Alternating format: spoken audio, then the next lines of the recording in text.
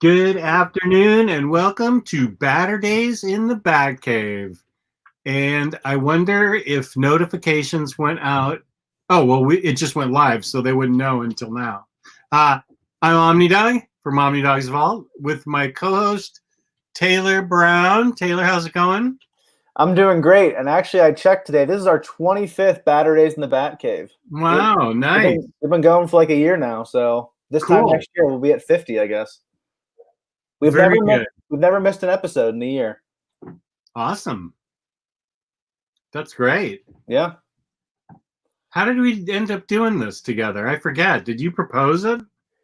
Yeah, I think like I just talked to you before in like the chat, or I think we just interacted like, on Facebook sometimes. And I just was like, I have a lot of thoughts about a lot of different books. And I was like, I really love Batman, especially. And a lot of good Batman books were coming out at the time. And I wanted to talk about them. So I kind of sent you like a Facebook message and said, here are some books we could review. Here are some topics. And you seemed really into the idea, even though we didn't really know each other very well. So the rest is history. But you also sent in, I recall earlier, a big long list of ideas for Omnibros. Wasn't that you? Of ideas for show topics? I think so.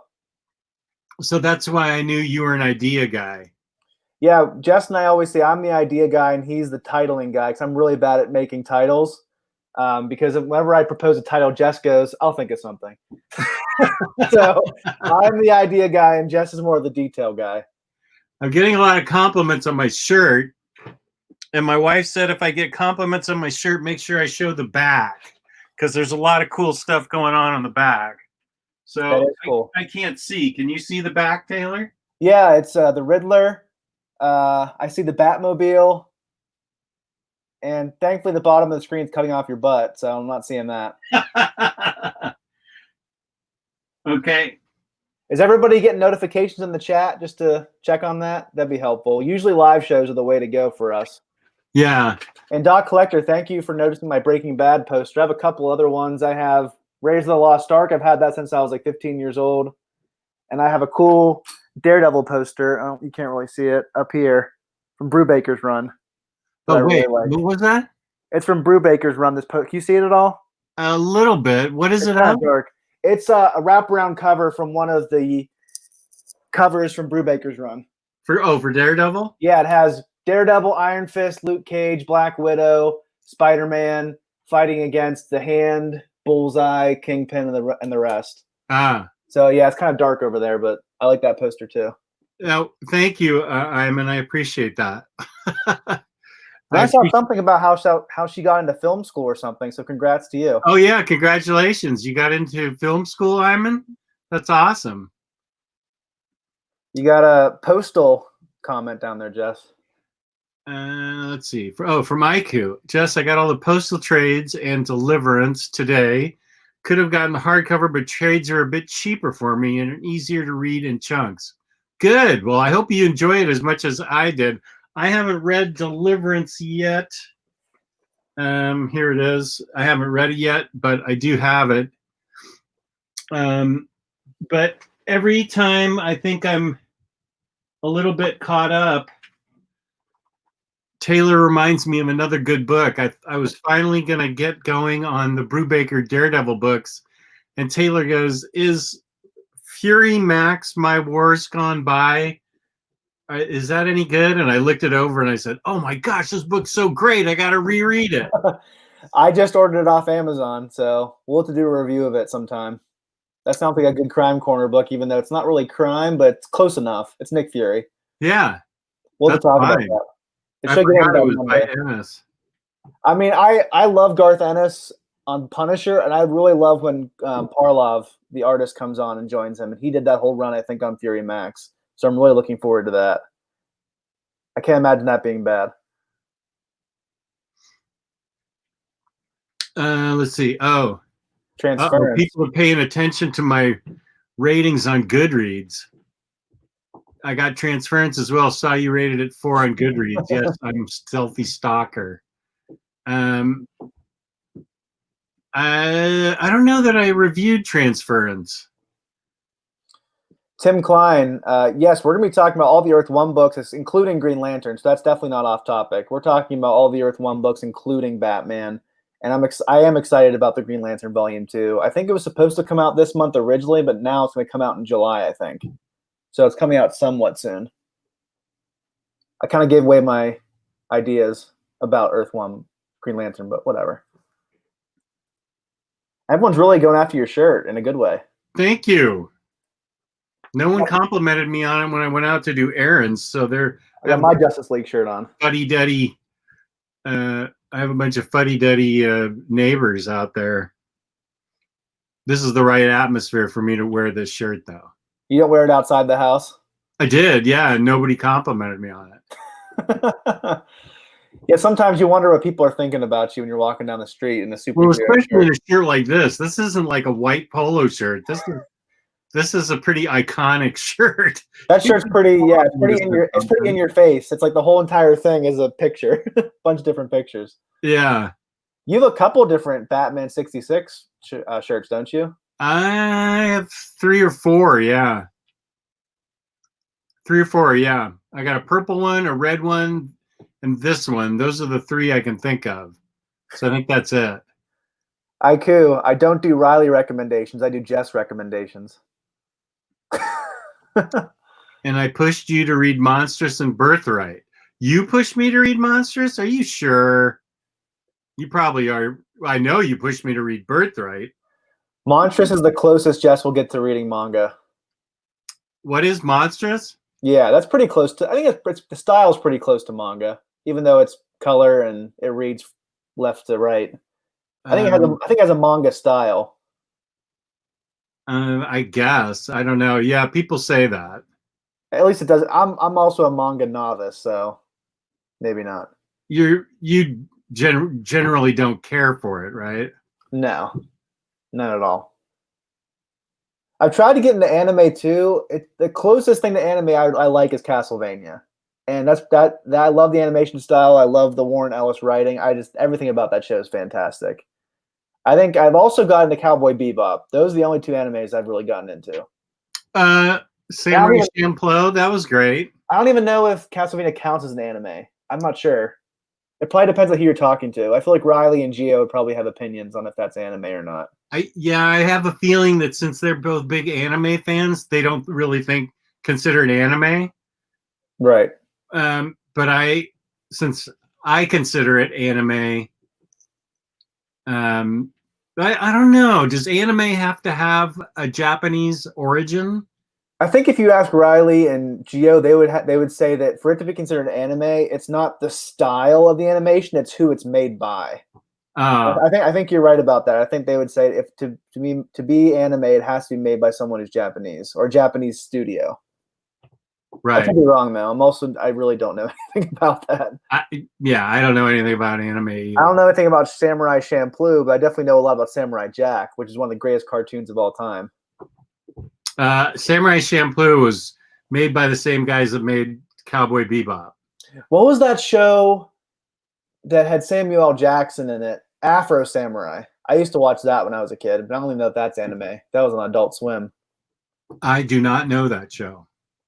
Matthew Mongi, anime has a lot of rules, I guess. I guess it does. I don't know any of them, so I'm just talking out of my butt here. I have no idea. This turned into Otaku Bros somehow. Let's talk about some Earth 1 books. It's all right. We're fine.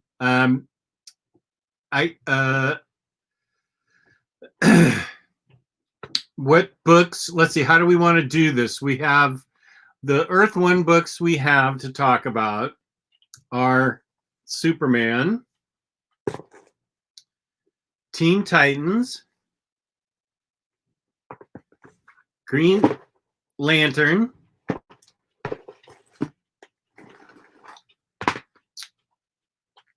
Batman, and Wonder Woman. T-Lar Blunt is in the chat. Jess, your shirt is gorgeous. I imagine him saying that. I imagine him saying that in his Mark Hamill Joker voice. Thank you, T-Lar. I appreciate it. It's good to see you. So essentially, Jess and I were planning on grouping things in the sense of this is essential, this is one you need to hoopla or rent, and here's one you need to avoid at all costs. But as we went over our opinions, we realized that we wildly vary on our thoughts on these books. So we're going to go through it book by book, and we'll both give you our separate opinions. Usually, Jess and I agree on everything, except for the Matador and some of these Earth One books. So this will be an interesting show, I think, Jess. Yeah, just Earth One Superman was the first one I showed. Haiku. We seem to have differing opinions, and we can get into that as to why we have differing opinions. But you said in a separate text to me that every opinion's valid here. Well, let's explain why I said that, because Jess personally attacked me over the phone. I had to defend myself, so Jess is trying to keep up that story like we just were trying to be nice. Personally attacked you. Well, we were joking around about how Jess doesn't really notice a big difference between like 4K and regular HD. And TV, yeah. He was like, I couldn't really, my wife wouldn't go for getting a super nice 4K TV. I said, well, just tell her that Anne with me will look even more boring on a deluxe 4K TV. Well, so you can see that I was personally attacked first. But mine was more of like a sarcastic joke, and you said, you have terrible taste. That was like a personal attack. And so I sent you a Jerry Seinfeld gif of him going, done. And I just said, all opinions are valid. Aren't you breaking the Omnidog motto? So it's okay. We can disagree. It'll make the show even more interesting. Yeah, and when I say all opinions are valid, that's strictly in the comic book world. I'm not talking about the real world, because there are a lot of real world opinions that people have that are really stupid, and I don't agree with them. They're not entitled to them. They're wrong. They shouldn't be allowed to have them. I want to hit them as hard as I can in the face. But that's not what this show's about. In the comic book world, everybody can like whatever they want. Freddie Alondra, that's a big compliment. He put down Gotham Central to watch this show. Oh. That's a big compliment. That's an awesome book. Yeah, it's a big deal to put it down and to pick it back up.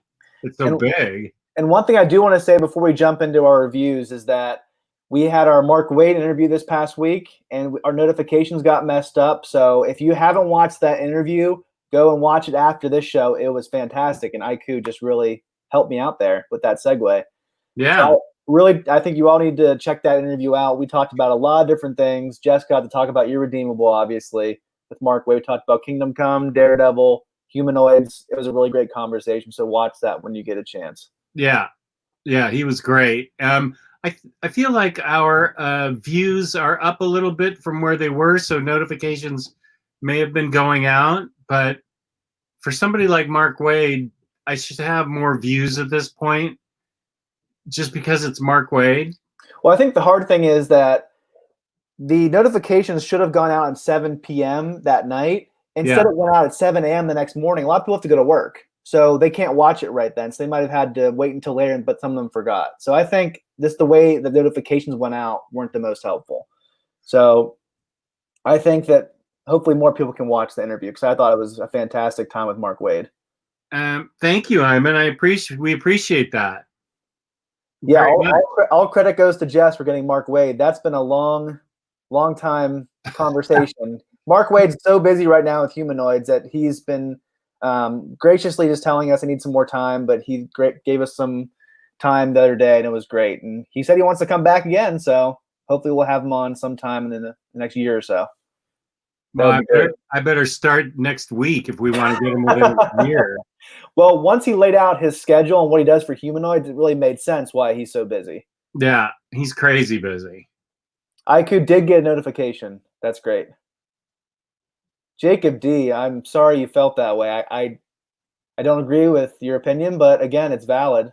I think that Gotham Central is great, but if you didn't enjoy it, that's fine. Wade deserves all the views, especially with the great Omnidog. Thank you, Freddie. Hope to see him in Rucka again. Haha. Don't blow up Jess's ego more than it already is. All right, Jeff. So why don't you pick the first book we talk about? Okay, well, at the top of my stack is Earth One, Wonder Woman, volumes 1 and 2. And as you can see, one is already she's already chained up in the BDSM tradition of Wonder Woman from the 40s. So it starts off with her just like her origin back in the 40s in the golden age, where it was always about her submission and chained up and everything. Yeah, whenever I first started reading that first book, I'm like, "Uh-oh, is this gonna be really weird?" I bet it didn't. I never veered into weird or gross, grody territory for me. I thought it kind of walked that line pretty well for me personally. Grody. That's funny. That's funny that you use that word. Have you read these books before, Jess? The Wonder Woman books? I hadn't read volume 2. I had read volume 1. So, what are your thoughts on these 2 volumes? I really personally liked it a lot. Why don't I why don't I highlight you holding it up? I only read this one on Hoopla. So All right. how about I read the description off the first book while you show off the art? Does that sound good? Yeah. Let me just turn to the back of this book. The art's really good. Yannick Paquette. Yeah, so this is Grant Morrison and Yannick Paquette, who did a lot of work with Morrison on his Batman run and on other Batman runs as well. So here's the summary on the back of the book. Caught between 2 worlds, belonging to neither. For millennia, the Amazons of Paradise Island created a thriving society away from the blight of man. One resident, however, is not satisfied with this secluded life. Diana, princess of the Amazon. She knows there's more to this world and wants to explore, only to be frustrated by her protective mother. Diana finds her escape when Air Force pilot Steve Trevor, the first man she has ever seen, crashes onto their shores. With his life hanging in the balance, Diana ventures into the long-forbidden world of men. The Amazons chase after her and bring her back to Paradise Island in chains to face trial for breaking their oldest law, staying separated from the world that wronged them. So I really thought this book was interesting. I liked the beginning of how the Amazons started and how they take out Hercules himself. I thought that was a really cool introduction. And I really liked how Morrison made Paradise Island like a thriving scientific utopia. All the different, medical and technological advances that they have. Wonder Woman actually does have an invisible ship, and everyone has these invisible planes that can fly around, and other different, I want to say jetpacks, but they have these cool flying jet skis essentially. Yeah. That fly around the island, and she has a kangaroo that she rides around the island as well. I thought the way that Yannick Paquette drew the island was phenomenal. The setting of this book was really cool to me. Yeah. So what did you think overall, Jess? Overall, I really liked it. I think I liked volume 1 better than volume 2. There was an off. First of all, the art is amazing, and that helps a lot. Grant Morrison, I feel like this is one of his more accessible reads. It tells a story. The first book tells the story of her, as you said, her dealing with the meeting of Steve Trevor, the first man, and then the second book deals with, I don't want to spoil anything, but the second book deals with Wonder Woman going out into the world and becoming the ambassador from Themyscira, but it also deals with an Uber woman, a Nazi who has been brainwashed. This is set back in the 40s, this part of the story. She figures into the story later in the book. She in modern day times, she sticks around on Themyscira and plays an essential part. My only issue with this book is it had, he's not Psycho Pirate. What is he, Dr. Psycho? It's Dr. Psycho, like from Harley Quinn, the animated show. Okay. Only he's much different in this book. Yeah. He is used by the government to get her to submit and be used against her will. He hypnotizes her basically, and he has an extremely low opinion of women, that they are to be used and humiliated just like any other pet that you would keep. And he so that's one. And I understand that Grant Morrison wrote him to be dislikable and despicable that way. It's not a knock on Grant Morrison, but it sort of reminded me of the Purple Man a little bit, and who's another character I can't stand. And I don't. And of course, Maxwell Lord ends up being one of the big bad guys in it. So there's a lot to like. There's a lot of female empowerment in it. There's an awful lot of evil guys in it, working for their own agenda and to keep women subjugated. So I just felt like it might have been a little heavy-handed in that way. I like Steve Trevor a lot, and I liked how they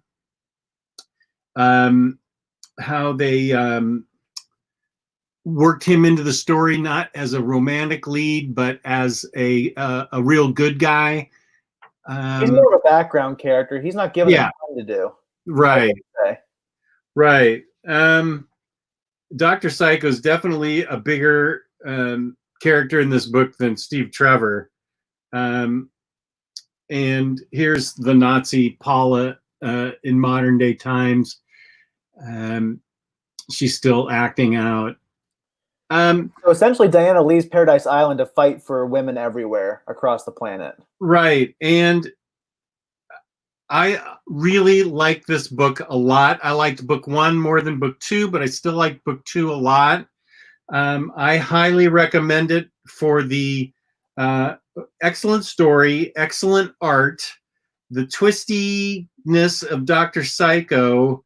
I do feel, one thing I feel about Diana in this book is we never really get a sense of her or her beliefs. She's a bit bland in this book for me. Her personality didn't shine through like other runs, like Rucka's run, yes, or even the Wonder Woman movie. I just didn't really understand why she didn't like Paradise Island. Why wasn't she happy there? What was the reason? And one of my bigger complaints with Morrison books overall is that there's so much jammed in there. He has so many interesting ideas. They don't always come together in the most intelligible of ways. Like sometimes things will happen. You'll be like, I don't know why that happened, but I guess I'll go with it. And I just don't think there's like a logical progression for some of these ideas going forward. So I think this is a decent book. I enjoyed it. I think you should read it, but I would say hoopla it or rent it or maybe do a Comixology before you buy it physically. I think it might not be for everyone. I enjoyed it. I'm glad I read it. I'm not going to buy it for me personally. Okay. I'll read volume 3 on Hoopla. I just don't really need it in my collection personally, but I do think it's worth the read. And I give this a solid B+, and am glad I own it, and will be rereading it a lot. I can see going back to this several times because it's well written, and I really dig it. You don't get much of a sense of who Diana really is. Maybe that's coming in book 3, but this is a solid B+ for me, and I highly recommend it. Yeah, I think that is my biggest complaint. Just not really getting a sense of who she is, and that should really happen in book 1 and 2. So it's unfortunate that he hasn't gotten to at that point. Yeah. But we have a couple questions from Sergio Acosta. First, he asked, "What are the best Superman stories?" So we talked about it before, but we can go over this real quick, Jess. What about you? you can definitely go to my channel, OmniDog's Vault. We've done Taylor and I have done some Superman videos.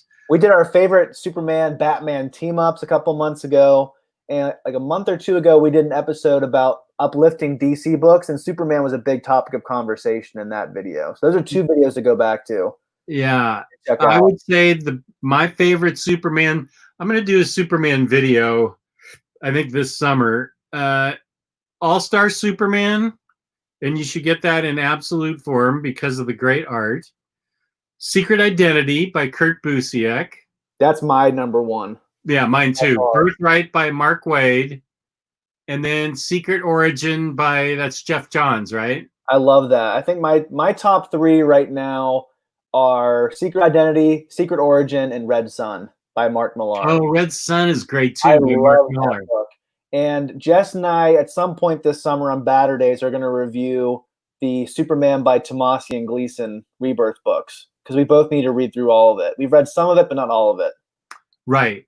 So I'm Yeah, really those excited are to good read books too. those are great books, but there is some lead-in in terms of it's confusing. It's not a great jumping on point personally, I don't think, for Superman, because there's so much background knowledge that has to go into understanding what's going on. Yeah. I don't even want to get into it. It's Jess has a video about that actually from back in the day. You have a Rebirth, how to read Rebirth video from a couple years ago that is probably essential. I would say is essential to watch it before you get into Rebirth, because for Superman, I think it's essential, this is my opinion, that you need to read Final Days of Superman from New 52, and then The Adventures of Lois and Clark, and then you can get into those things, tie up New 52 and launch into Rebirth, and you need to have those two books under your belt before you can get started on Superman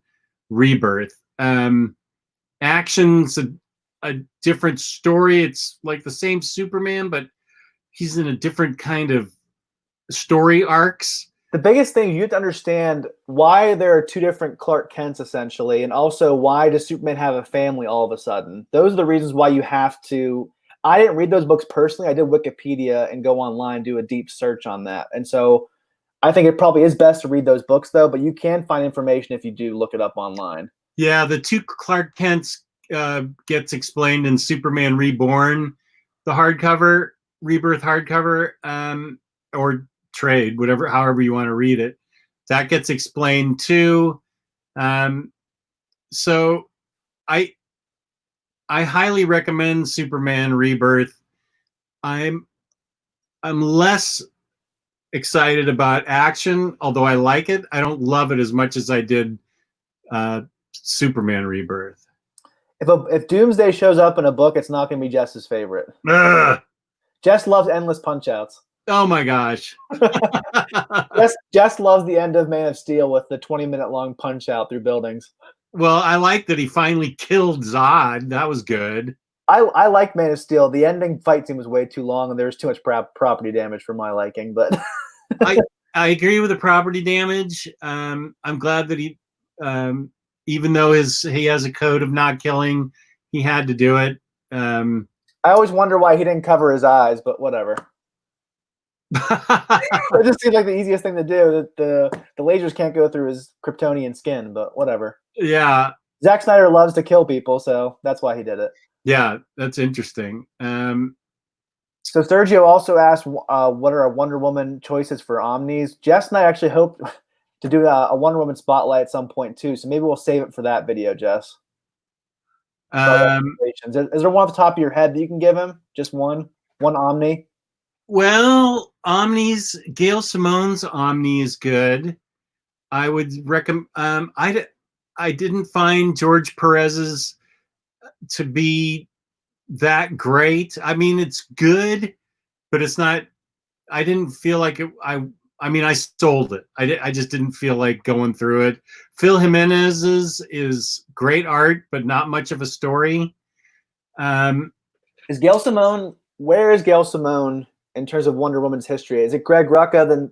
She's after Greg Rucka, right? I think she's after Greg Rucka. I think I would recommend I definitely recommend Brian Azzarello and Cliff Chang's New 52 Wonder Woman omnibus. I need to read that. That's a great read.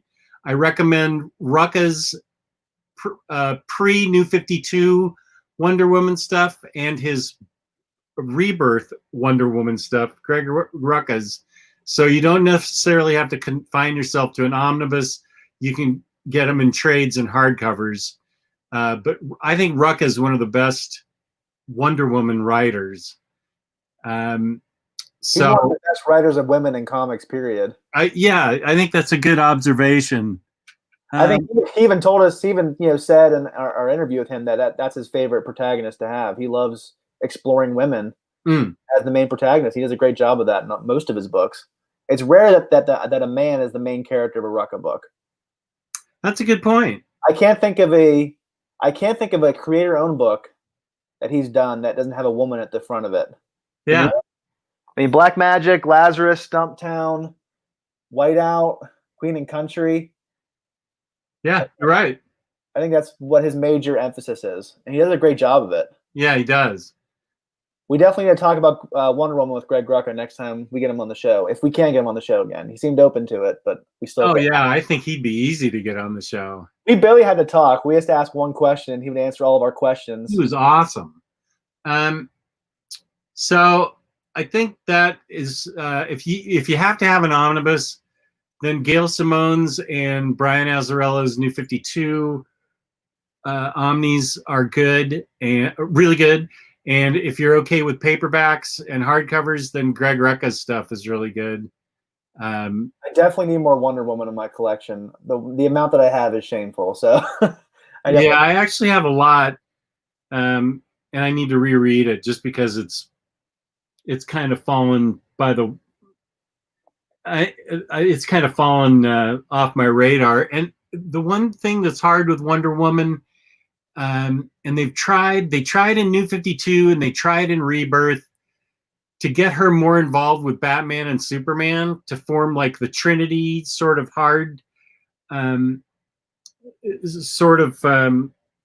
triangle of super powered decency and the passionate heart of DC's universe.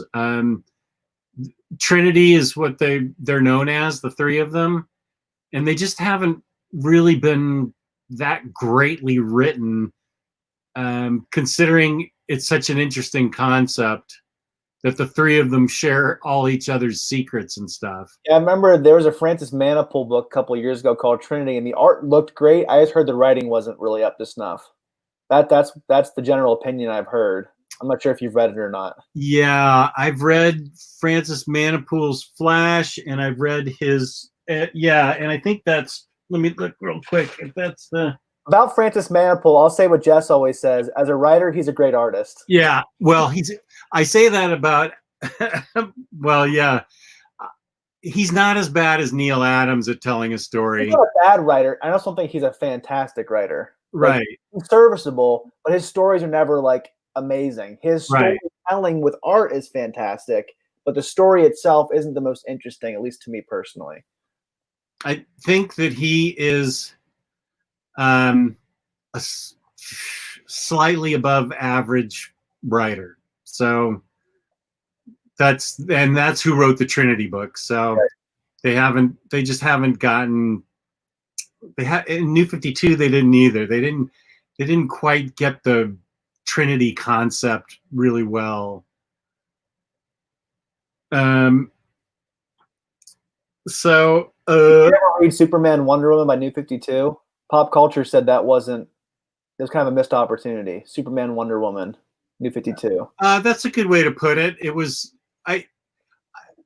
it's been a long time since I've read it, but I have the hardcovers. And I collected them in floppies.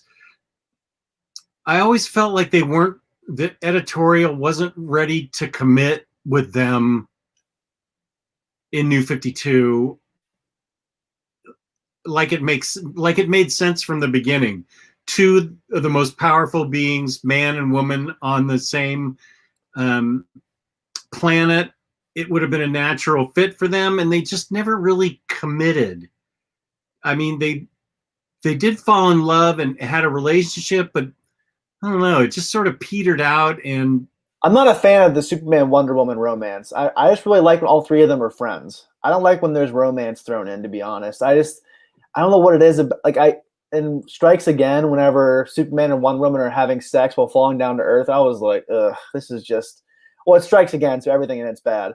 But I just even in New 52, like that was like the main romance, right? With Superman and Wonder Woman. I'm just not a fan of that for some reason. I like when all three of those characters are really close friends and there's no romance involved. yeah, I liked the idea because I wanted everything new and different, and I don't have a problem with it. Joe Chip, thank you. No, it's never too late to compliment me on one of my shirts. Thank you. I appreciate that.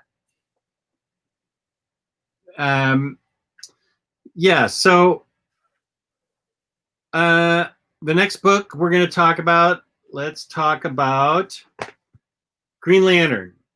One of my favorites of this Earth One line. Well, there we agree because I love this. You want to read the back of it? This gets an A from me right out of the box. This would be a perfect way to go about with the movie. If they ever make a movie. This is a great origin story. As just forget the Ryan Reynolds Green Lantern movie. Hal Jordan yearns for the thrill of discovery, but the days when astronaut and adventure were synonymous are long gone. His gig prospecting asteroids for Ferris Galactic is less than fulfilling, but at least he's not on Earth, where technology and culture have stagnated. When Jordan finds a powerful ring, he also finds a destiny to live up to. There are worlds beyond his own, unlike anything he ever imagined. But revelation comes the price. The Green Lantern Corps has fallen, wiped out by ruthless killing machines known as manhunters. The odds against reinstating the Corps are nearly impossible, but doing the impossible is exactly what Hal Jordan was trained for. And so I think Earth One in general was created to be a series of graphic novels that creators can just tackle with each other. Like one creator can just stick with the whole book. And it's kind of changing the status quo and adding things, taking some things away. And I think Green Lantern found the perfect balance in that. What it took away was smart, and what it added in was also really smart.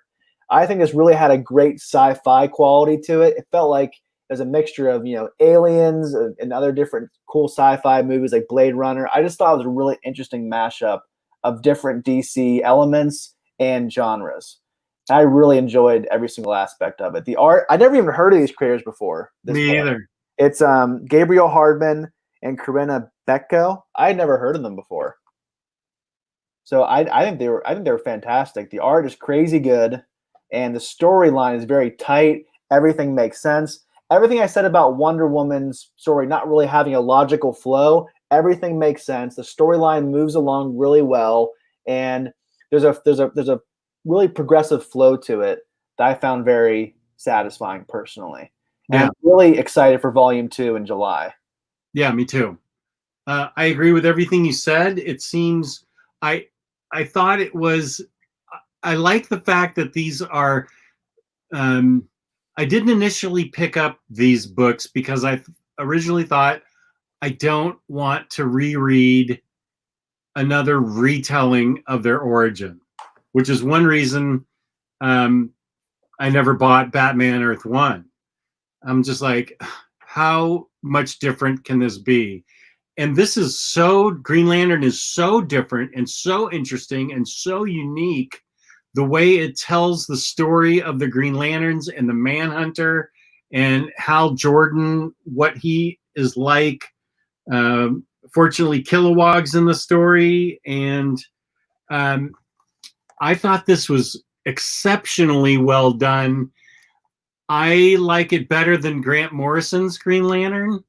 And I felt like I was going to really like Grant Morrison's Green Lantern, but how much have you read? Just the first volume? Yeah. I haven't read the second volume yet, but this is so interesting and unique and has so many interesting ways of going, reaching the logical point that you want it to as Hal Jordan becomes a Green Lantern. But the way he gets there is so different and so interesting with all the different uh, all the different changes that have been made to the history of the Green Lanterns. It's been changed. The Owens have been changed. Yeah, at this point in the story, no one really knows who the Green Lanterns are. The Owens have been long gone. The power battery, people think it's destroyed. So the Green Lantern Corps is essentially disbanded. And there's still some rings that are floating around out there, and people kind of think they're the only ones who have one. And eventually they discover each other, and the story unfolds from there. I thought the way they unpacked the lore and the mythology of the Owens was really interesting. And I'm really excited how the cliffhanger ending will go into the next volume, because it really sets up something really cool from Jeff Johns' run. I'll leave it at that. Yeah. Iman says that the creators are a husband and wife team. And D.H. McAdams, it's not may need this. You definitely need it. You definitely do need this. This is an essential buy for me. And Invisible Republic is a great comic. Aiku's right. Hardman did Invisible Republic. That is a really good comic that I liked. And I give this at least an A-, maybe an A. I'm trying to think of why it's not an A. I don't know. This was pretty compelling. I'm going to give this a solid A. Yeah, it's definitely an essential buy for me. Yeah, I agree. Wonder Woman was a Hoopla or a Comixology if you can get it cheaper for me, but this is definitely a must-buy physical copy. And the second volume's coming out, so maybe wait until the second volume comes out to buy it. Then you read them both at the same time. Yeah. Okay, let's tackle next Jeff Lemire's contribution, which is Teen Titans Volumes 1 and 2. They had different artists. The first one had the fabulous Terry and Rachel Dodson for art, and it's very cartoony for Terry Dodson.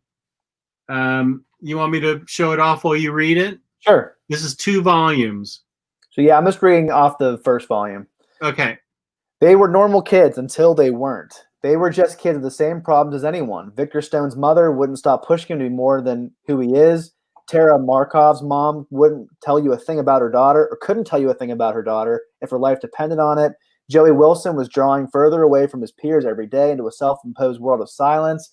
And Gar Logan had everything he could want except the answer to what was happening to him, something that would happen to them all. In a day, their world shattered. Vic's skin became hard as metal.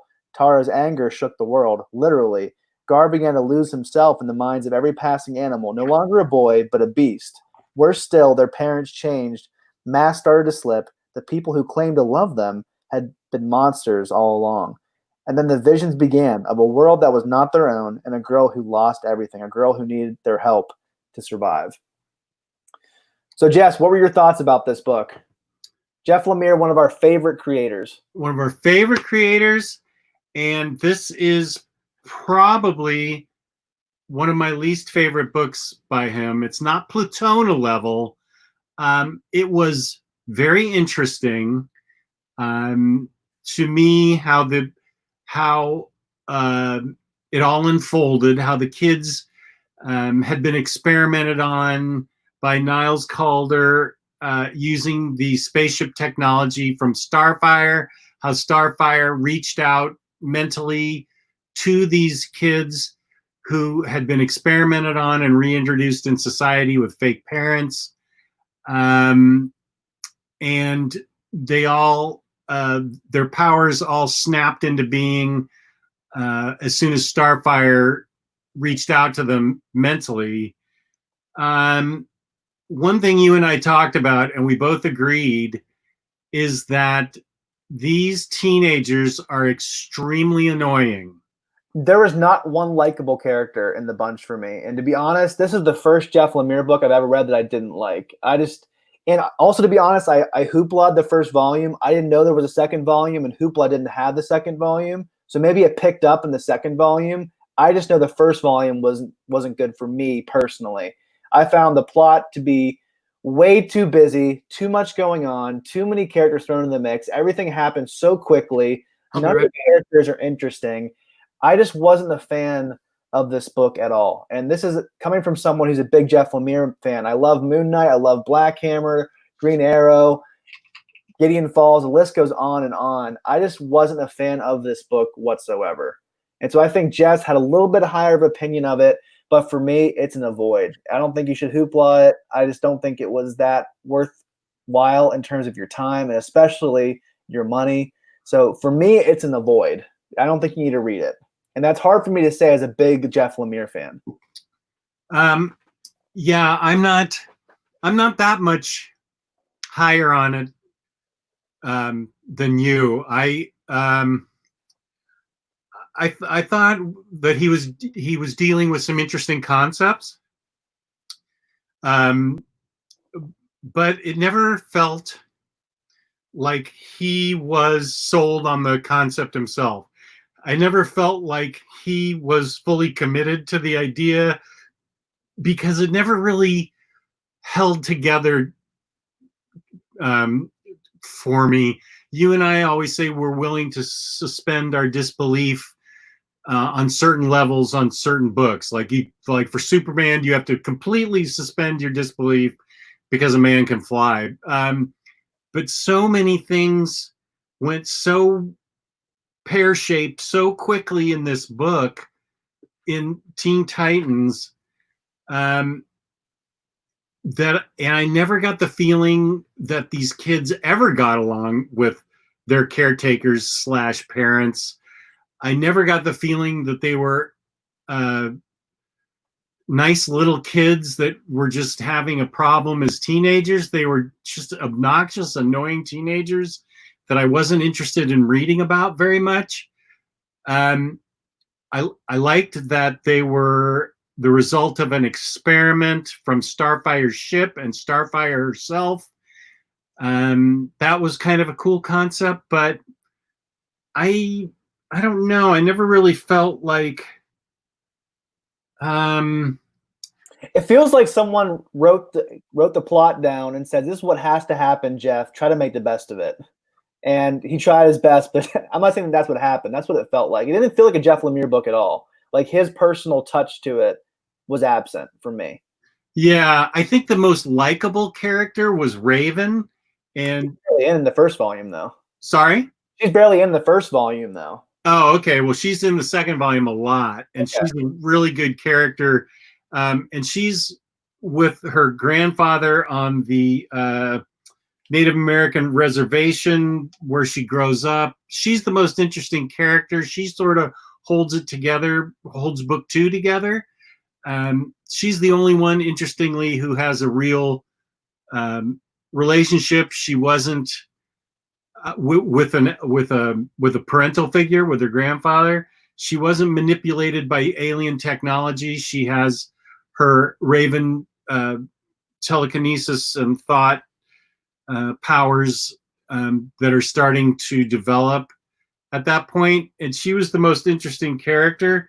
And so you didn't get to see the new Teen Titans come to the rescue, trying to they go up against the DNA enhanced Teen Titans.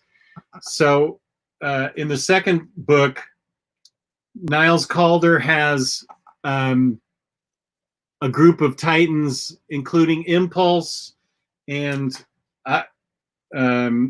let's see who they Wally West, Impulse. I don't know, just a bunch of characters that I really didn't know who they were. Some little girl that likes to beat up people a lot. Sounds like Hit Girl from. Yeah. And it turns out they are all from the same experimental soup that Niles Calder has done with the technology. He had a reserve team of Titans that he had back at the facility that he used to go in and wrestle up the Titans that had just had their powers ignited. So the second book, the way it's laid out to these kids is that the government is against Niles Calder. They all consider him their dad, and so they end up uniting against Niles Calder, the two separate teams of Titans, and it's more interesting than book one is. Would you say that this kind of redeems the series, or is it still not that great? I don't know if redeem is the right word, but it helps pull it together and make sense, and it gives it sort of a cohesiveness that didn't exist if you had just read volume one. Volume two actually pushes the story forward, makes more sense of what Niles Calder's trying to attempt, makes more sense as to what has happened to the kids, what they're experiencing, and how they are experiencing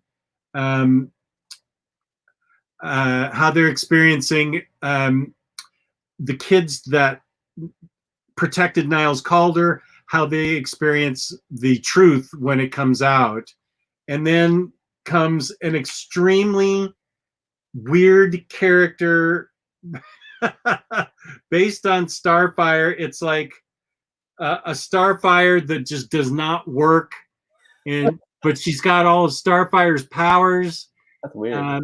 She's like the ultimate backup weapon for Niles Calder, and so she comes out at the end, and it really sort of falls apart here with her. She's like a Bizarro, is what she's like.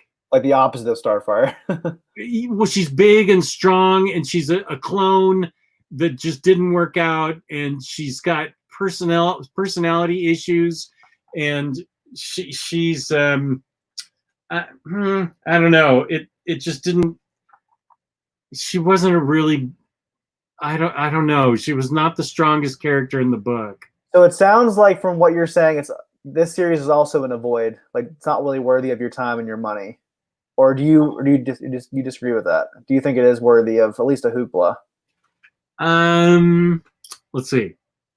I just read volume one, so from my experience of volume one, I don't think it's worthy of your time or your money. But maybe Jess feels differently because he read volume two. Yeah, well, it does help explain a lot of stuff in volume one. It does round out and the story. Gosh, I don't know. It's always hard to say something bad about Jeff Lemire because I like him so much. Never happened before for me, so this is weird. Yeah, I like it so much, but I don't know. This is just a book that's about a C- for me.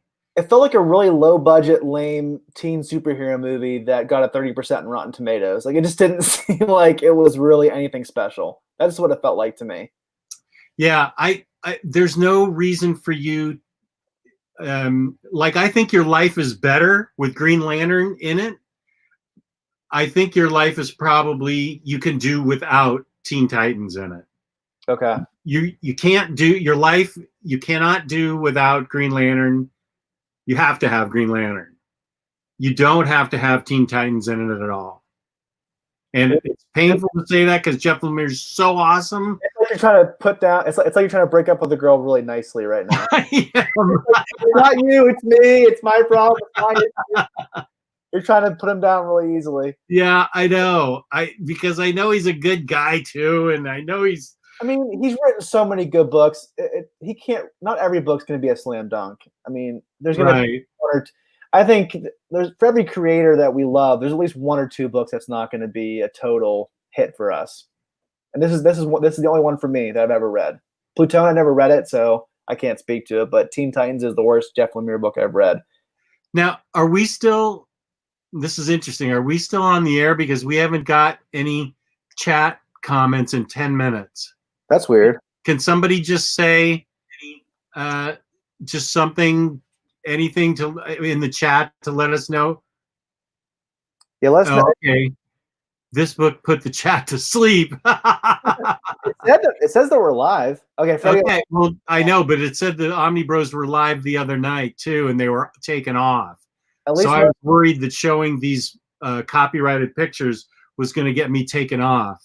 Jeff, yeah, I think everyone was just so devastated by this breakup with Jeff Lemire that they couldn't comment.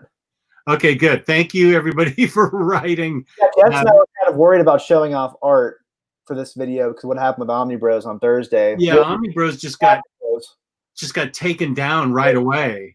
Was it the copyrighted images or the kind of images they were showing? That's the question. I don't know. Because I think at one point they were showing off some covers that were somewhat risque, so maybe that's what it was. But it happened to Omar and Amanda a couple weeks ago in an old reader, new reader, where they just got taken off YouTube, and they were talking about some just basic book. It wasn't even risque. And Matthew Mongi had a great excuse. He was making pancakes. That's Oh. the reason. And Matthew asked earlier, he missed the beginning of the show. He was wondering if Earth One's like an Elseworlds Tale type of approach to storytelling. Yes, all of these books are in its own pocket universe. I don't even know if all these books happen in the same universe because they never cross over with each other. I don't know. They're essentially a creator and an artist tackling a certain character in their own way and looking at the origin in a different way. So I don't even know if all of these books happen in the same universe. They're all just different spins on the characters that we all know and love. So we want to talk about next, Jess. We'll talk about where we disagree the most. Oh man. You thought Teen Titans. Superman, there's the most of these. There's 3 of these books. And it seems like there's no end in sight.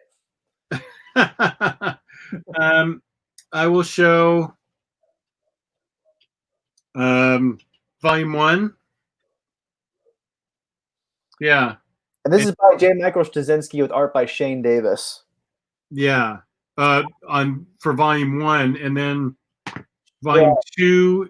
Same creative team for volume 2. I think volume 3 is when the artist changes. Yeah, the artist changes, and it's not a bad change. But I'll show the art, and you can read the back. All right. Clark Kent is different. He can fly. He can see through walls, burn objects with his gaze. He is a god among mortals, but he is alone without purpose. Like most 20-year-olds, he doesn't know what he wants to do with his life. He can choose from anything: sports, science, finance, or media. The sky is the limit if he conceals his powers and his true identity from the world. But when the skies darken with ships from distant planets and the existence of Earth itself is threatened, Clark must make the most important decision of his life to reveal himself to the world, sacrificing his chance for a normal life or let the world die around him. So, Jess, what was your opinion? You get a Matador situation. I'm still showing. I'll give my opinions then. No, that's fine. I'm happy to give my opinion. Okay. Because I know I know yours is. I will start off by saying that I liked this book. I thought it was interesting. Taylor committed the cardinal sin of telling me before I read the book what he thought of the book. And I never like that because I'm afraid it's going to prejudice me into thinking something about the book before I read it. Jess committed the cardinal sin of throwing his co-host under the bus. All I said was you told me what. I'm joking. Keep going. I liked the villain in this story in the first volume. I thought it was an interesting villain in the volume. Very interesting. He's finally forced into accepting the fact that he is Superman instead of he was at the verge of staying in the shadows, not using his superpowers, and just leaving everything alone and trying to live a normal life. And he's forced out of the shadows by this alien that comes to Earth with an armada. This Clark is good at everything he tries. Yeah. I liked Clark and I liked Superman. I didn't. Okay, I'll just tell you what I liked, and then you can say what you didn't like. I I sort of liked the love interest in the skanky apartment building he moves into. I thought it was different, and I felt it was. This is the first time I've heard a grown up use the word grody, but you said you felt it was a grody relationship. It was just like, she was just all over him from the jump, and she was just all she wanted to do was have sex with him. And it was just kind of like, oh, really? I kind of wanted more of like a back and forth love interest that was really interesting. It just was all physical all the time. Something with a little more depth. There was no depth to it. And Lois Lane in this series has no personality at all, and she has barely anything to do. So that was kind of strange for me. Yeah. So I felt the first book was the strongest book. I definitely agree with you there. Okay. I give the first book a B. I give the let's see, what was the second one? Was this the Parasite? Yeah. Show off the goiters in his throat. Sorry? Show off the yellow goiters in his mouth. I thought the character design for Parasite was very strange. Yeah, the Parasite is somebody that Taylor did not like as a villain. I didn't have a problem with him. I did like that. I did like the fact that Superman can access the ship that he came from to help him adapt to his using of the powers. The ship is like an AI system that has its own personality. Yeah. And so, and it helps him with come up with a suit to use against the Parasite. The Parasite was a kind of an slightly above average. It's kind of like an average. Sorry? It's kind of like one of my least favorite comic tropes is the villain who gets more powerful the more you hit them, and they need to find a creative way to take care of beating them. I don't know why that trope for me always kind of falls flat. That's kind of what it was like with Batman v Superman when they fought Doomsday. It was like the more you punch him, the more you shoot him, the more you try to beat him up, the worse it gets. I don't know why that trope never really lands with me, and that was a big trope in this book, and they really focused on that a lot. And I didn't really. It was the backstory for Parasite was kind of interesting, but his power set was not interesting at all to me. Yeah, and I get that, and I will say that I think the most interesting part of this book was the fact that Superman intervenes in a civil war in a third world country, and it comes back to bite him in his super butt because people are worried about an alien coming to Earth and interfering in Earth's plans. One thing I liked about the book was the overall theme of there's a superpowered alien on Earth. He's doing good for us now. What happens if he decides to go bad? How do we kill him? How do we restrain him? And so they start studying him and his every move and try and track down, where he came from. And he says it in the first interview story Superman gives to Clark Kent. Where he's from and his circumstances. Book 3 has the introduction of Zod and a ridiculous, I will say, power couple was ridiculous in Alexa. Tell them names for each other. Lex and Alexa Luthor. What do they call themselves, Jess? Lex 2, and that is stupid. Lex squared. Lex to the second power, essentially. I saw that and I was like, okay, this isn't the book for me. Yeah. Essentially, Lex is the nice one, and Alexa, his wife, is kind of like the more villainous one. Right. And you know where that's going. And it goes there. Spoil it, but you pretty much know where it's going from the jump. Right.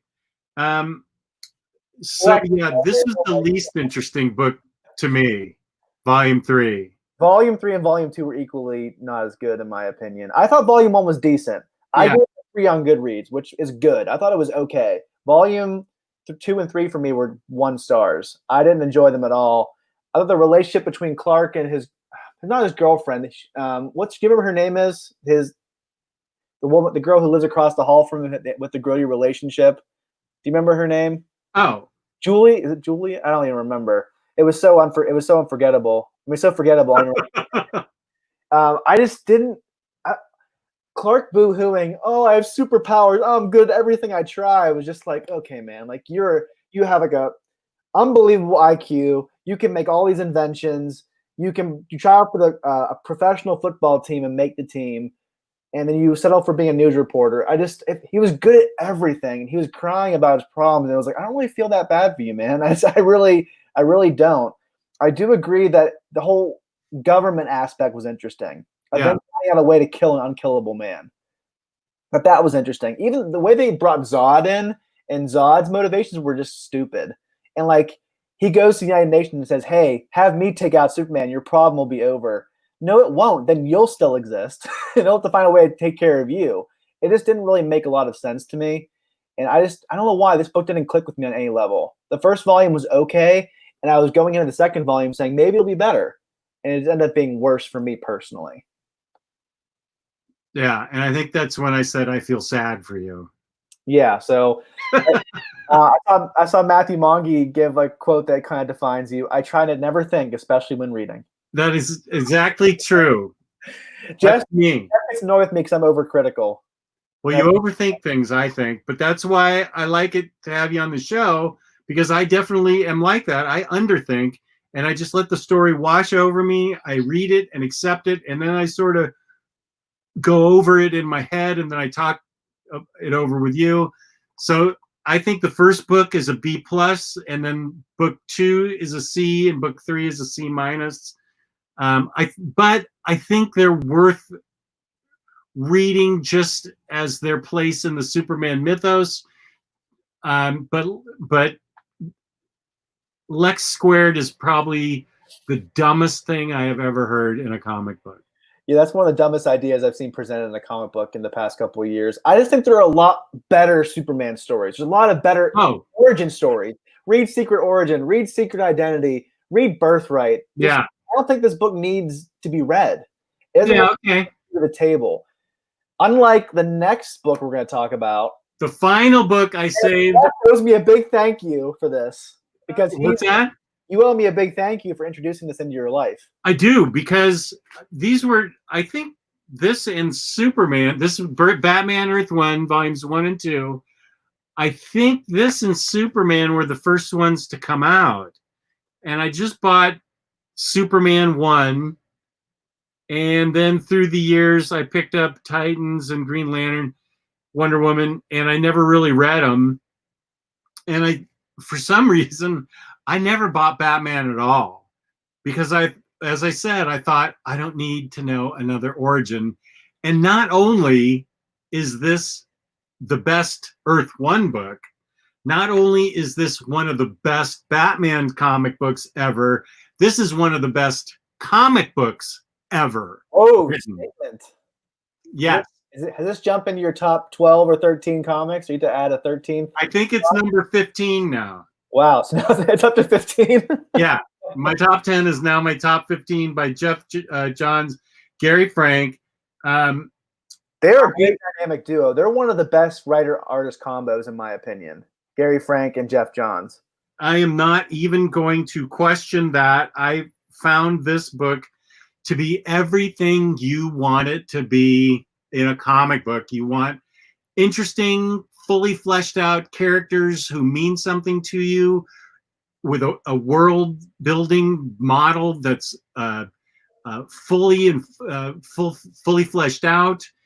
You know, characters you care about, and a reasonable suspension of disbelief, and interesting conflicts that go on within the characters and between the characters. This book gets, both of these books are solid A+ for me.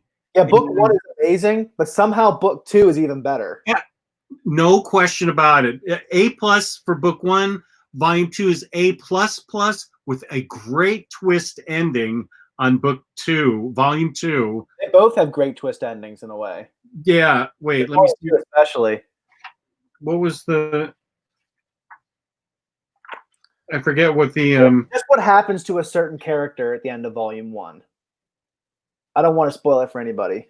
We'll talk about it off air, Jess. Oh, okay. Just to remind you. We can show off some of the art and you can read it, but you can don't even worry about any of the other books.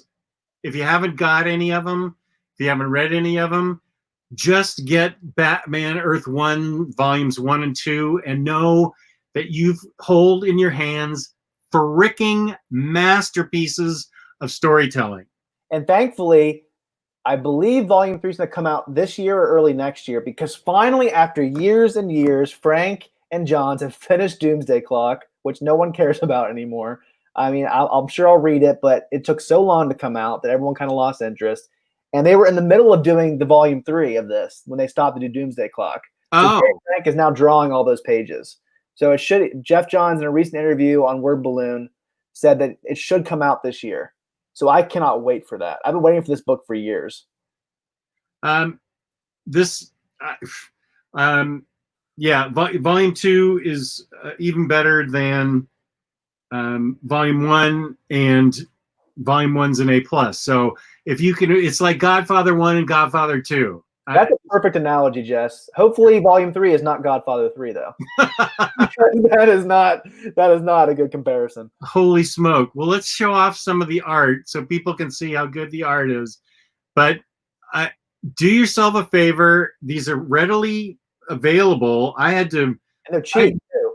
Yeah, and they're not expensive. I got them very cheaply and very quickly. I had to hunt down the Superman Earth 1 books, volumes 2 and 3, because I hadn't bought them. But these, don't do anything. Do not pass go. Do not collect $200. Just go right to IST or Book Depository or Amazon, whoever you buy from, and get these books. It's not hyperbola. Pop culture. It is my most sincere praise that I can give to a book. That you want these books in your life. They will make your life better. Are these your favorite Batman books ever? What's that? Are these your favorite Batman books ever?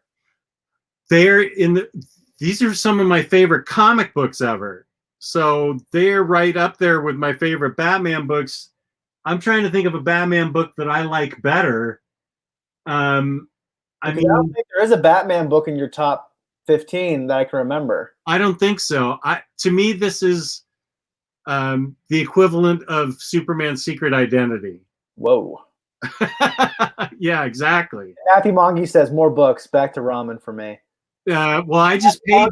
These are better than food. Definitely buy these. I just paid you, Matthew, for your my commissions. You should have some dosh for books.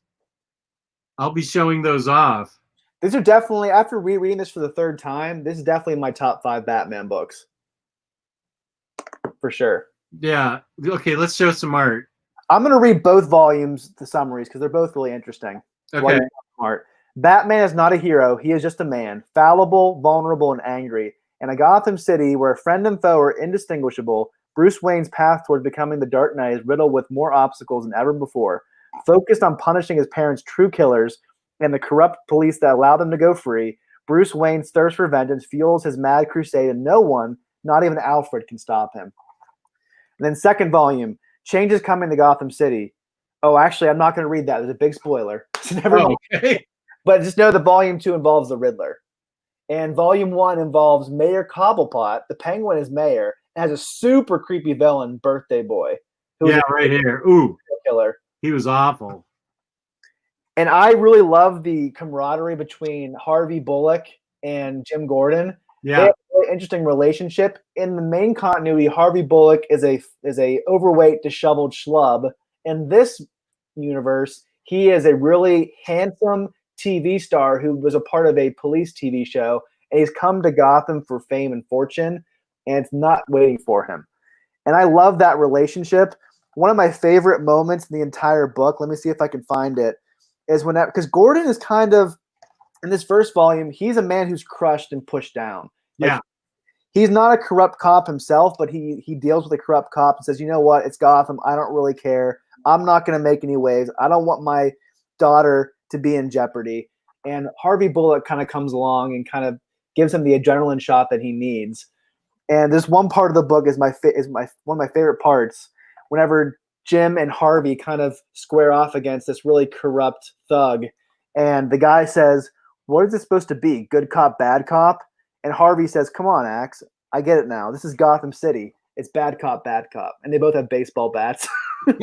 Crowbar and a basebal bat. I all the changes that Jeff Johns made were the right changes. Yeah. I love Alfred in this book. Yeah. He's an ex-soldier who wants Batman to kill, but Bruce says, "I'm not going to step over that line."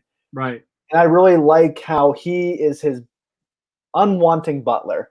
Essentially, he came in to be Martha and Thomas's security guard, to be their protective detail, and they wouldn't let him come to the theater that night, and they get gunned down, and he becomes Bruce's butler and his guardian, essentially, against his will. And I just really love their back and forth relationship. It's very different. And I love the resolution at the end of volume 1 where they kind of come together. I don't want to spoil that, but I just think everything in this book is pitch perfect. The art, the writing, the story, the characters are interesting.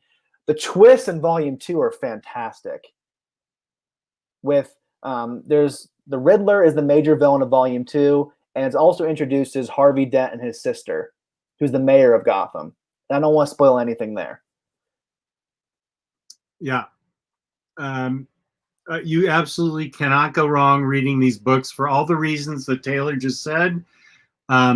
It is compellingly well written. It flows really well. The art is clean and beautiful. And I love exactly how you said Harvey Bullock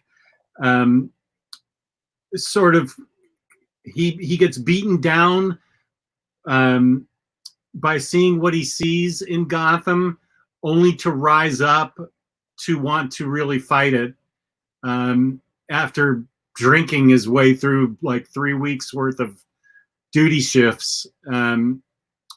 I think Harvey Bullock is a great relatable character in this with Commissioner, or rather Lieutenant Gordon. I found every character compelling in these books. And I really at the beginning where it starts off with a stereotypical Batman beginning where Batman's chasing a criminal on the rooftops. And how many times have we seen that over the course of our lives? A million different times. You've never seen this. Batman uses his grapple gun. It breaks. It doesn't work. And he makes the jump and he doesn't clear it. Yeah, he misses. He smashes into the alley into a garbage can. And he pretty much just lays in the garbage and says, "Ow." Yeah. I love how Batman is so fallible in this series. In volume 2, one of my favorite moments is whenever Batman and Gordon are looking over a Riddler attack scene where he had this really big, massive explosion, and he steps on evidence. And Gordon says, "You're not a very good detective, are you?" Which we all know Batman's the world's greatest detective, but in Earth 1, he's learning. And he's trying to become better. Yeah. I just love how fallible he is. I love he constantly makes mistakes. We're so used to the Bat God who does everything perfectly, and that is not this Batman. Right. It reminded me of Year One in that way, those opening panels. Frank Miller's Year One. That's a favorable comparison because that's a great book, Year One. But yeah, where the grapple gun snares up and tangles up, and he misses the rooftop, and because you actually go to one of these big cities and you look up to, or even look at old pictures in the 30s at buildings, and you're like, how are these guys jumping from building to building? I guess it makes sense if you're Spider-Man and you can web your way, but how's Batman leaping across these buildings? And yeah, he misses and falls and almost kills himself. It feels like this can happen in the real world. Yeah. It's somewhat like Batman Begins in that way. Yeah. Bob Murawski has a great idea. DC should do an absolute edition of Batman Earth 1. I would buy that day one. Yeah, I would too. Imagine this oversized art. That would be awesome. Yeah. Well, I'm glad you enjoyed it so much, Jess. I'm glad you finally got it and read it. I owe you, definitely owe you that you encouraged me to get it and encouraged us to do this series. It was all worth it to read these books. And Yes. I didn't hate any of them. This is the essential books, though. So these are definitely the ones you have to buy. Batman Earth 1, these is their number one choice. I think number 2 for us would be Green Lantern. Right. That's an essential. For me, Wonder Woman is worth the read, but I don't know if you have to buy it. I would read it first on Hoopla to see if you want to add it to your collection. Jess seems like he's more of like a go and buy it. I definitely feel like you need to buy and own Wonder Woman. And then for the other two, that they're a hard pass for me personally. I definitely don't think you should buy Superman or Teen Titans. That's my personal opinion. If you want to Hoopla them, that's fine. Check them out. And I think you can Hoopla Superman and skip Teen Titans. Yeah. So we didn't disagree too heavily, Jess. No, we didn't. It wasn't like you said Superman Earth 1 was the best thing you've ever read. I would have had to call your wife and tell her to just a check to make sure you didn't have a concussion or something. Check into the loony bin. Yeah, get the men with the butterfly nets to your house. They can haul you away. This was a good episode topic because it made me read these books. Otherwise, they just would have sat because I never really felt like I needed another version of beginnings, but they were so different and so interesting. Even Teen Titans, I think, was an interesting concept of their beginnings. If there's a volume 3, I will actually get it because I want to see what the Teen Titans do now that they know what they are and what they're capable of. I'd like to know what they go out and do with those powers now. So if there is a Teen Titans 3, I will read it. And in case everyone was wondering, here's what Bat Sam looks like right now. Wait, let me highlight that. I just sent me a picture of Sam downstairs. Is that on your iPad? Yeah, sorry it doesn't look too good. That's awesome. That's I'm definitely glad I went through all these books, even though I read some of them before. Like I said, Earth 1, Batman, that was my third reread. My second reread of Green Lantern. Everything else was a first read. I think this is a good episode to dive into. Yeah, and I apologize, Iman and Matthew. We didn't fight. We did kind of fight about you saying I didn't have good taste earlier. Yeah, you missed the fight. You need to tune into the texting that we do to each other the half hour before the show starts. Matthew Mongi agreed. No one threw a webcam. Tame show. Well, my webcam is in my laptop, so I would break my laptop by doing that. So yeah, I've already done the breaking my laptop on Omni Bros show. Matthew says, "I hope you're raising him to be a nerd." I think Jess knows full well how I'm raising my son. If this kid's not a nerd, then Taylor's done something wrong. He's like my mini-me. He looks exactly like me as a baby, except he's better looking because he has a lot of my wife's features, and my wife is a million times better looking than I am. So I definitely married up with that one. So hopefully he'll be much better looking than I am. But he's definitely gonna be a nerd. He's definitely not gonna be an athlete. I can already tell. I'm not an athlete. Bring out Nemo. That'll fix the webcam issue. Oh yeah, that might be my favorite Omni Bros moment of all time. The Nemo episode. Me and Jess were saying, unfortunately, a lot of the comedic value of the show has happened at Jess's expense. Yeah, everything funny has happened at my expense on Omni Bros. And if you don't know what the Nemo episode is my laptop is now eye level. I set it on something that raises it up off my desk and is on eye level. But I was showing off, I will bring it out and be careful, the biggest book I own, and that's this little Nemo tribute book. Is your desk clear of Coke or any other liquid right now? There's liquid here, and I was showing it off. Round two. What's that? Round 2. Let's see if it happens again. And on the Omni Bros show, this is about 3 years ago, 2017, I feel like, and I had a Coke on my desk, and this thing is so unwieldy that I opened it up and I knocked the Coke onto the keyboard of my laptop, and it fried my laptop. But you were able to be on the show for the rest of it, I think, though. I remember you sticking around still. My cam was working, but I couldn't get my keyboard to work. And then once I actually lifted the laptop, then the fluid in the laptop moved around and got the motherboard and everything else. Oh gosh, that's a terrible. That's a terrible feeling. But even worse than that, Jess, is the pizza incident. I feel bad even laughing at that because it was a physical pain that you experienced. I feel bad laughing at it, even though looking back on it, it is funny. I'm sure it was not funny at all in the moment. And there are several other Omni Bros things that are. For those of you who don't know, a couple of years ago, Jess was eating some cold pizza and he chipped This it. was about 3 years ago too. Yeah, I would say. The other moment was whenever you were showing off that one book that had some risque images and Emily's mom was in the chat. I never showed anything from that book, but let's finish the tooth issue. One of my teeth, actually, is this one. I bit into some cold pizza crust. There was a thin crust pizza, and it was a really hard bite, and it split this tooth in half right on air. So I ended up having to get a implant for that tooth. That was $5,000 after everything was all said and done. Oh my gosh! Yeah, you have to get a crown, and you have to get the implant, and it takes a year for the whole thing to work. Now I feel bad. It wasn't a chipped tooth. I broke my tooth in half, Matthew. How hard was that pizza? Well, it's actually our favorite pizza, but it was super thin crust, and it had been in the fridge long enough that it had gotten really hard, and you normally wouldn't bite into it. You'd normally throw it away. It was reasonably fresh too. I think we ate it for dinner that night. Do you still eat pizza from there? Oh yeah. Just no leftover pizza or crust. I definitely do not eat the leftover crust.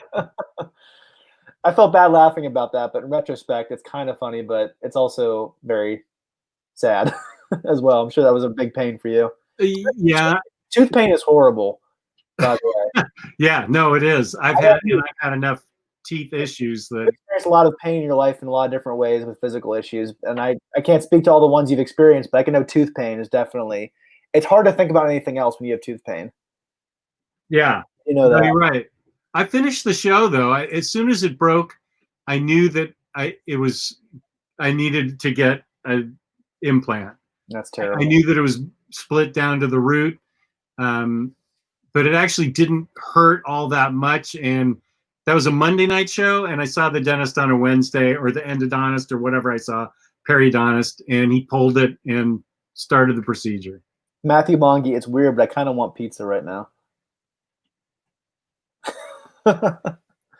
I had leftover pizza for lunch, so luckily I didn't chip a tooth though. Or no, well, good. It was kind of like a puffier crust, so I didn't have that issue. Hey Jess, have you read Mark Andreyko Manhunter? Strong woman character and damn good series. I think I have that, and I just haven't read it yet. But I'm pretty sure I have that. I've heard that new Martian Manhunter series by Steve Orlando is good. But I don't like Riley Rossmo's art, so I'm hesitant to buy that series. Oh, yeah. Riley Rossmo has very different art. I'm not a fan of his art personally. Aiku is showing you that he had that same issue too. He chipped a tooth on a carrot once. I didn't chip my tooth. I broke it in half. No, I've already had dinner, so I don't want any pizza. Yeah, I don't think that's going to make him want to have pizza. Oh, here's Aiku. This is good. Little Nemo is the answer to the first ISD gift card thing, which I won. It covered the shipping to the Netherlands. That's right. For the tomorrow is the gift card giveaway on Omnibros. So I should come up with some Omnibros trivia for us to for somebody to win. I won like 3 years ago. Did you? I won like 2 or 3 years ago, yeah. Nice.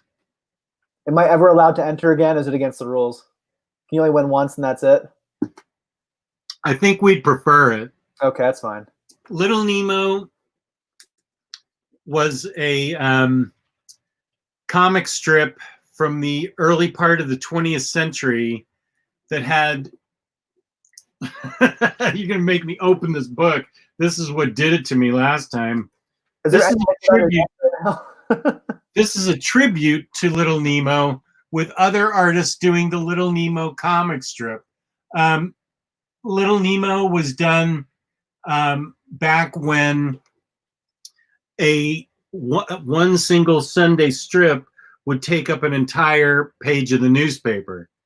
And Little Nemo was in Slumberland, and his adventures while he was dreaming were these all these incredible wild adventures, and he was extremely popular back at the turn of the 20th century. And so this is a tribute to him by other artists such as Peter Bagg, Michael Allred, John Cassidy, Mark Buckingham, Charles Vess. I don't know. I mean, there's a whole list of this whole back is all the different artists. I am a host now, Thomas, but I'm not a host on Omnibros. That's right. You're not an Omnibro. No conflict of interest. Freddie, I did win once, so we're different there. I have won. I can't win again. Here's a idea from Pop Culture. We'd love to see you guys do an episode of Best Stories by Female Creators. Trying to think what mine would be. Well, that's you're a big Kelly Thompson fan. I know that. Kelly Thompson? Yeah, you're a big Kelly Thompson fan. Yeah, I like Mariko Tamaki. I like Kelly Thompson. I know Lou's a big fan of Kelly Sue DeConnick. I actually like Kelly Sue DeConnick. I like Pretty Deadly. Let's see. Wait, who did? Oh, Tom Taylor did that. Yeah, we could do that. I feel like Omnibros has already done that, but I think you have done that. I'm pretty sure you have. Yeah, I'm pretty sure. But that's fine. Do you know what I think could win if I end up reading it and loving it is Lady Killer by Joelle Jones. I do want to. You will love it. It's unfortunate that IST is not going to get it for a little while, it seems like. It is awesome. I loved it. It's on Amazon, but it's on the expensive side, so I'm going to wait for IST to get it. And Parker Martini Edition is another one I really want to get, but it's expensive on Amazon, so I'm waiting for it to go on IST. I need that book. I need both of them. Lady Killer?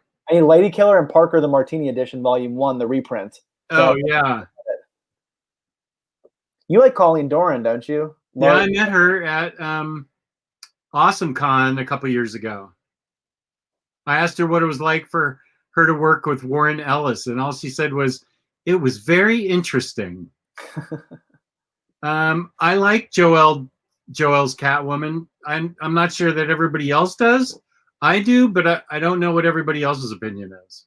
I love her art. I love her art on Tom King's Batman run. When she did that Wonder Woman story, when she did the story with Talia al Ghul, that was a great story. I think she's a fantastic artist.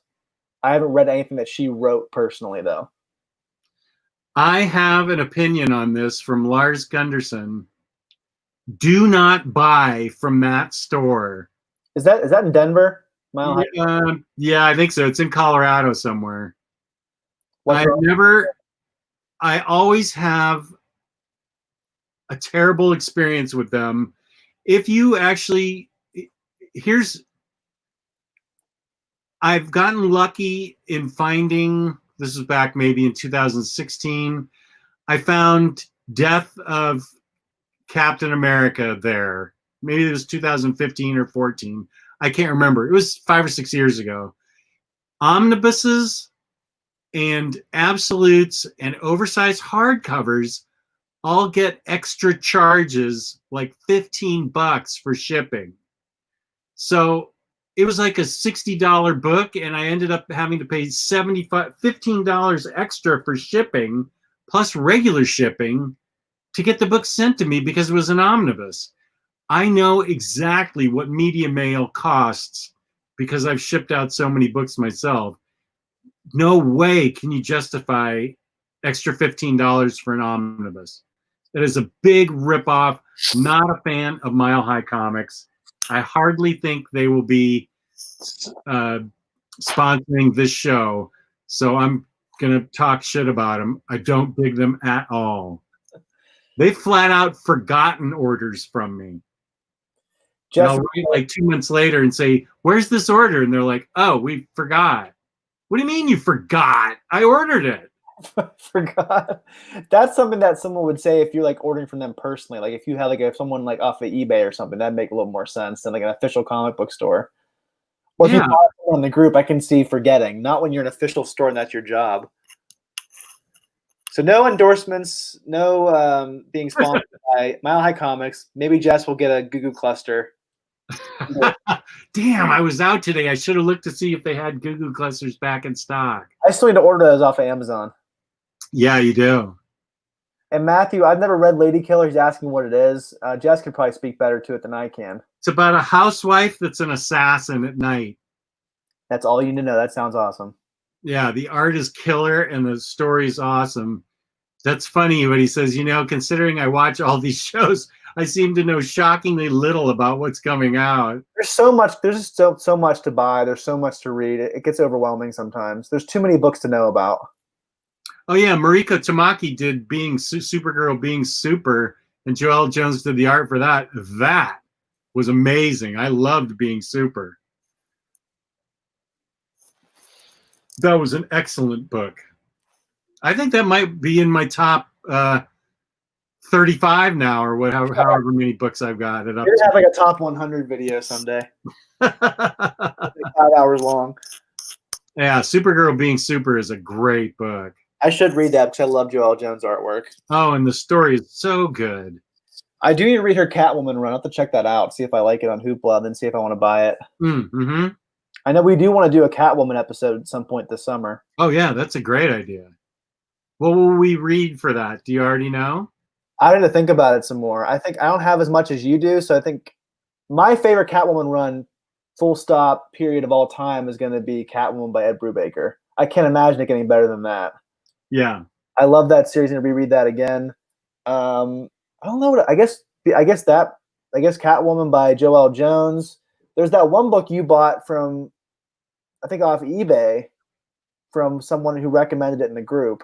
Oh, Catwoman, Her Sister's Keeper. I think that's what it was. And the New 52 Catwoman is notoriously bad, from what I've heard. There were 2 volumes by Valentine, like volumes 6 and 7. When this is way out of continuity now, but when she becomes in charge of the local mafia, Catwoman inherits the mantle of being in charge of the mob. Those were actually really well written.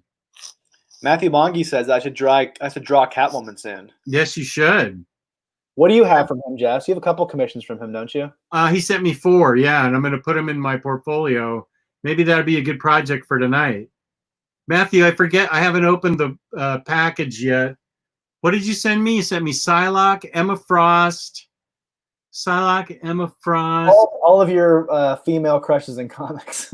Yeah, I don't think he did Harley Quinn, though. Stepford Cuckoos. Here's a question from Travis Gilmer. He wants to steal it from me. Here's the thing, Travis. I was supposed to visit Jess's house this past month, but AwesomeCon was going on. But obviously, AwesomeCon was canceled, as we all know, for obvious reasons. So I didn't go to DC. And so I'll have to hold off until I can go to Jess's house someday. He wants to steal it from me. Yeah, I'm going to be a lowlife and steal Lowlife. It really isn't that expensive on eBay. There's just some of their books I want to read, and Jess knows I'm a pretty cheap guy, so I hope to get it someday, though, because I'm a huge Ed Brubaker fan. I want to have everything he's written. I don't think it's hard to get. It's not too expensive. I should get it soon. Thomas Judge says, New 52 Catwoman is Don Calabrese's daughter. It gets very crime noir. Yeah, it was good. It was just a couple of trades, though. Oh, so it is good. I always heard that the New 52 Catwoman wasn't good. The first the first few volumes aren't. It's fun. Okay. Let me see. Just a sec. It's volumes 6 and 7 that are that story arc, and that's what's good. So maybe we can read those. Yeah, we can read those. I don't really want to read. I don't really want to read bad Catwoman books. I only want to read ones I know I'm going to like. I don't have any bad Catwoman books. There you go. Jimmy's Zatanna, Magic, Psylocke, and Emma Frost.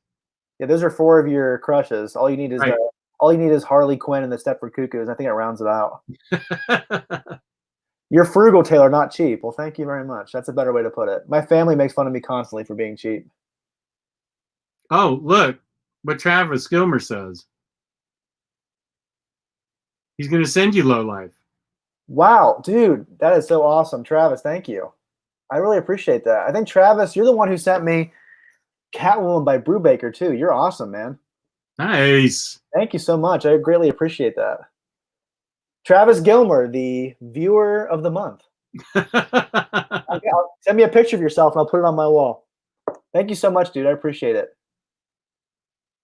Yeah, actually, let me pull the Catwoman out, and I'll show you. Matthew Mongi, that's a great term. I'm a total cheaposaurus. I'm going to say that from now on. I'm a cheaposaurus. Yeah, Jess and I were talking about how, well, Jess was telling me earlier he's trying to be more frugal. And I think the way that I'm able to be frugal is just having one hobby. Like, I don't buy statues and action figures as much as I would like to. And Tyler and Jess almost pushed me down the black hole of action figures a few months ago. The big thing is for me is that my wife is really supportive of comic books. She thinks they're really cool, and she likes how they look in my room. For some reason, she thinks action figures and statues are very frivolous and not really needed. So I don't think she'd super approve of that either. So I try to keep it simple to one hobby. Yeah, Darwin Cook, probably smart. Darwin Cook Catwoman, because that first trade contains Selena's big score, which is written and drawn by Darwin Cook.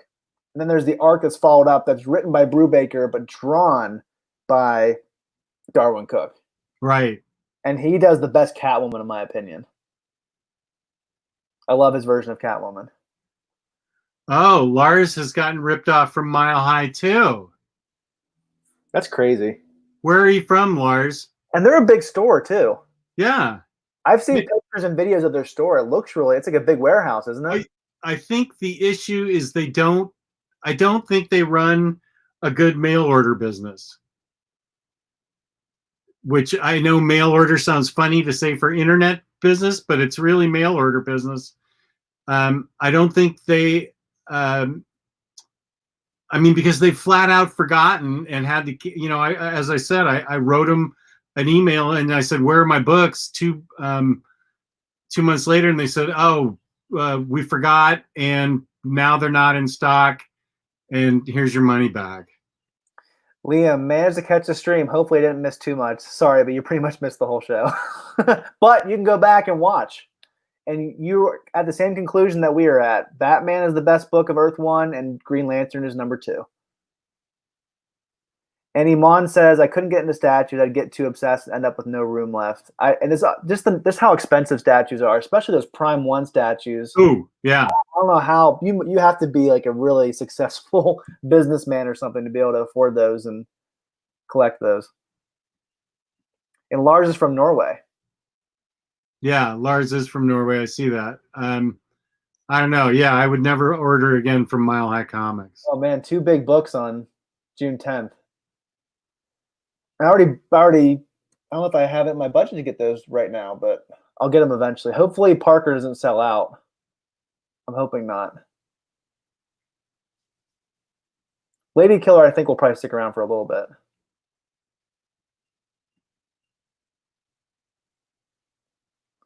Freddie Alonso, I am proud. I resisted Jess and Tyler's action figures. Just books for me.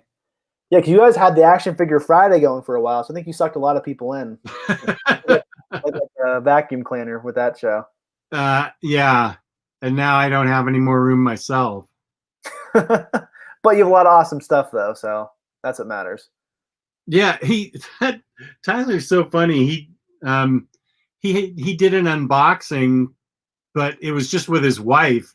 they opened about 20 action figures from DC. He called me at 11 o'clock at night. I said, "You've got to show me this." And so he put me on FaceTime and he showed me. He and Jenny were just sitting there opening all these like New 52 and Rebirth and Todd McFarlane action figure packs. And I said, "You should be doing this on air or something." And he's like, "No, we're just having fun, just opening these up." You got to do it for the show. Save it for the show, Tyler. I know. I'm putting little Nemo away. Tyler will come back someday to play, hopefully. He will, hopefully. That guy lives on his own schedule. He really does. Well, I think I smell dinner cooking. I think it's ready to go soon. So this has been a great show, Jess. Okay, good. Well, I'm glad we were able to discuss the essential DCs, Earth Ones, and we didn't disagree too much. I'm sorry if you guys wanted to see a punch up, but we didn't have it. If they do a second volume of Matador, maybe we'll have a fight then. I think I've lost my taste for Matador. I ruined it for you. Yeah. So let's see. Tomorrow we're having Omni Bros at noon, and then Omni Cat is at 4 o'clock. A special Omni Cat tomorrow at 4 o'clock. If you want to watch that, the Omni Dog and Omni Cat show on Sunday at 4, and we will be back with another episode of Baturdays in the Batcave in another couple weeks, and a Crime Corner soon. And thank you to the chat. You were great today. I really appreciate it. Thank you to everybody that's watching afterwards. Thank you to my co-host Taylor, and peace and love. Peace and love. See you next